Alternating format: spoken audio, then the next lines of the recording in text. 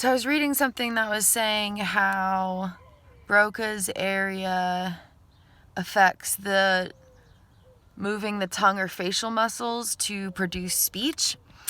And I'm thinking now, what if that's why tics are part of age regression? Like, I don't know the specifics, but my tics, for example, are very facial. And I feel like the ones in the body are almost just anxiety because of what's happening in the brain. I feel like it's secondary. Like, it's a different kind of tic. This is more like, it's like closer to the brain somehow. And then like when I'm doing these tics, I can be less stressed about it because it's just like my hand, it's just over here. Like, it's different somehow. And so if the things that allow me to do these things right here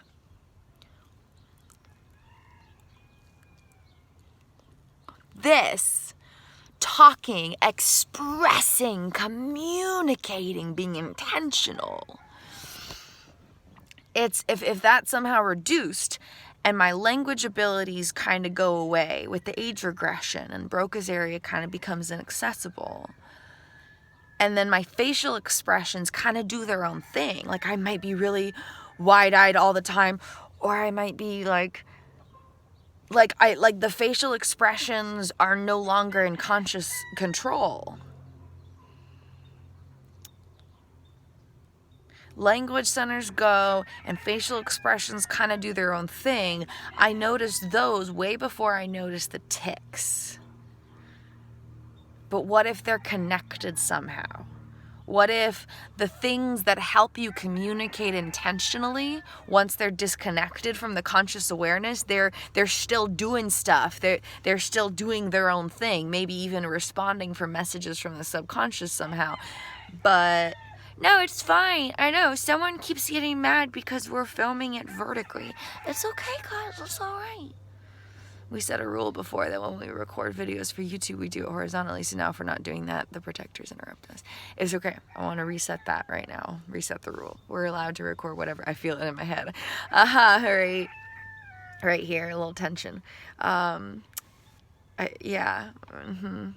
We don't have to record horizontally. We can record whatever direction we want to. Those were when there were rules because the conscious awareness wasn't around, but I'm around now.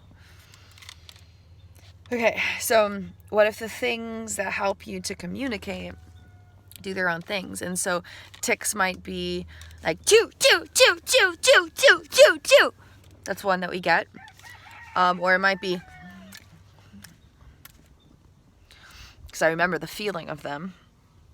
If those things are happening subconsciously, what if it's because the parts of the speech centers or whatever helps you to do this stuff right here is doing their own thing?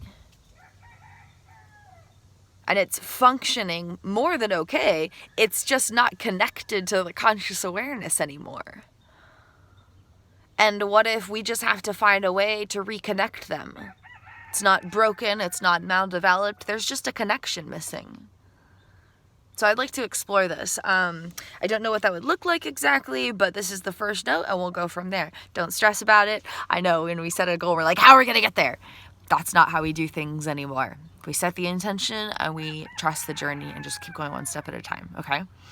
So, reading about aphasia and all these things, exploring the science. This is for the dissociative identity movement, and more importantly, it's for my parts, and it's for our healing.